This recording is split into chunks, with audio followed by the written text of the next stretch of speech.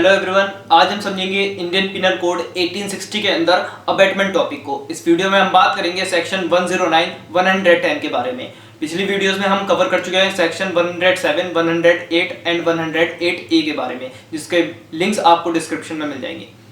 Section 109 क्या कहना चाहता है? Punishment of abetment if the act abetted is committed in consequence and where no express provision is made for its punishment.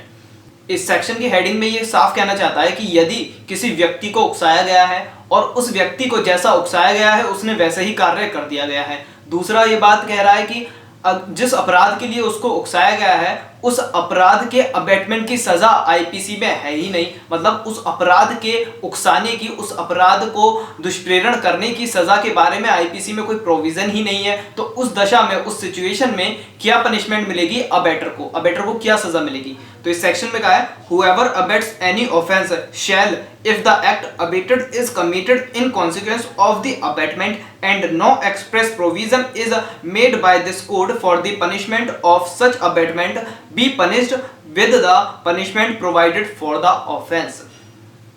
इसमें साफ तौर पर कहा गया है कि यदि किसी व्यक्ति को उकसाया गया है और उसको जैसा उकसाया है उसने वैसे ही कार्य, वैसे ही अपराध कर दिया है और उस अपराध के अबेटमेंट की कोई सजा का प्रावधान भी आईपीसी में नहीं है, तो उस दशा में अबेटर को वही सजा मिलेगी, सेम वैसी ही सजा मिलेगी जैसे कि प्रिंसिपल ऑफेंडर को मिलेगी। इसमें लास्ट लाइन में कहा है be punished with the punishment provided for the offence है, यानी कि उसको भी वही सजा मिलेगी, अबेटर को भी वही सजा मिलेगी जो सजा उस अपराध की निर्धारित की गई है आईपीसी के अंदर।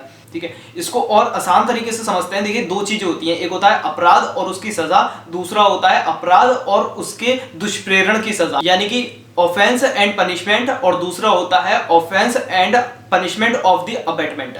ठीक है, अब यहाँ पर क्या है, आईपीसी में ये बताया गया कि ऑफेंस है और उसकी पनिशमेंट के बारे में है, लेकिन इस सेक्शन के निर्धारित कहना चाहता है कि ऑफेंस है लेकिन उसके अबेटमेंट की पनिशमेंट के बारे में नहीं बता पाया है। तो उस दशा में क्या होगा कि अबेटर को सेम पनिशमेंट मिलेगी जैसे कि पनिशमेंट प्रिंसिपल ऑफेंडर को मिली है। इसको एक एग्जांपल से समझ लीजिए। मान लीजिए मैं आपसे कहता हूं कि आप सी के घर पे जाकर चोरी कर लीजिए। आप मेरी बात को समझते हैं और जाकर जैसा मैंने आपको बताया आप वैसे ही जाकर चोरी कर लेते हैं सी के यहाँ। ठीक है, अब आपने जो है जैसी चोरी की है सी के यहाँ, तो आप पर तो भैया चोरी का चार्ज लग जाएगा, 379 के अंडर आपको सजा मिल जाएगी। लेकिन जिसने उकसाया है, मैंने आपको उकसाया चोरी करने के लिए, तो मुझको क्या सजा मिलेगी? क्योंकि अबेटमेंट ऑफ थेफ्ट की सजा के बारे में प्रावधान है ही नहीं आईपीसी के अंदर, तो मुझे भी सेम सजा मिलेगी 379 के अंदर, और ये माना जाएगा कि जैसे चोरी मैंने ही की है।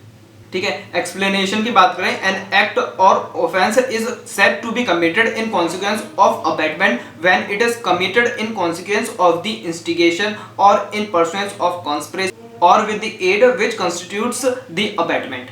ठीक है, इसमें ये कहना चाहता है कि जो एक्ट है, जो ऑफेंस है जिसके बारे में बताया गया है, जो कहा गया है कि कमिटेड इन कॉन्सिक्वेंस, तो वो किसी भी टाइप के अबेटमेंट में हो सकता है। 3 टाइप के अबेटमेंट होते हैं, इंस्टिगेशन, कॉन्स्पिरेसी और बाय एड। तो इन तीनों में से किसी भी एक प्रकार के अबेटमेंट में रहकर कमिट हो सकता है वो ऑफेंस।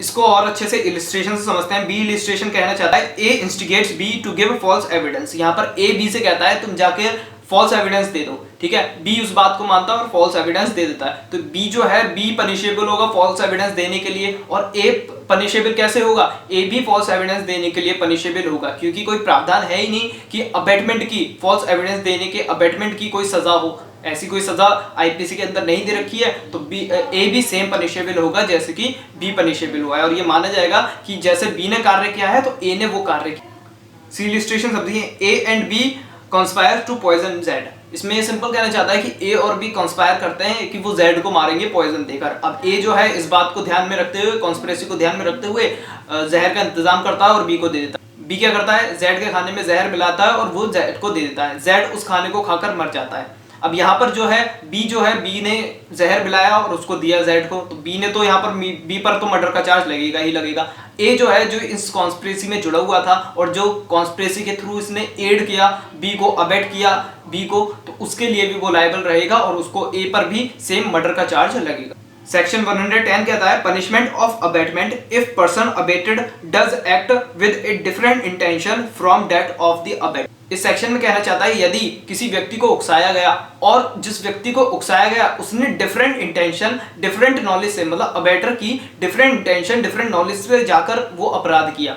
मान लीजिए मैं आपसे कहता हूं कि आप उस व्यक्ति को जाकर ना, सी व्यक्ति को जाकर आप क्या कहते हैं ग्रीवियस हर्ट कर दो, उसको शारीरिक रूप से इतना कमजोर कर दो कि वो 1 साल तक के लिए बिस्तर पर पड़ा रहे, उससे मेरा क्या कहते हैं फायदा हो जाएगा। आप जो है आप जाते हैं, आप कहते हैं कि इसने तो मेरा 1 लाख रुपया भी नहीं दिया है, आप जाकर उसकी हत्या कर देते हैं। आप यहाँ पर क्या करते हैं, आप डिफरेंट इंटेंशन से जाते हैं। मतलब मैंने जो आपसे कहा, जो अबेटर ने आपसे कहा कि ये इंटेंशन है मेरी उसे ग्रीवियस हर्ट करने की, आप जाते हैं, आप डिफरेंट इंटेंशन से जाकर उसकी हत्या कर देते हैं। तो क्या होगा, इस सेक्शन में बताया गया है whoever abets the commission of an offense shall, if the person abated does the act with a different intention or knowledge from that of the abetter, be punished with the punishment provided for the offense which would have been committed if the act had been with the intention or knowledge of the abetter and with no other। ठीक है, तो इसमें मैं पहले आपको example का बता देता हूं कि इसमें होगा क्या कि जितना मैंने आपसे कहा, मतलब जितना अबेटर ने कहा कि ये अपराध करिए, उसके लिए वो लायबल होगा अबेटर, और जो डिफरेंट इंटेंशन और जो डिफरेंट नॉलेज से प्रिंसिपल ऑफेंडर ने कमिट किया क्राइम, उसके लिए वही प्रिंसिपल ऑफेंडर लायबल होगा।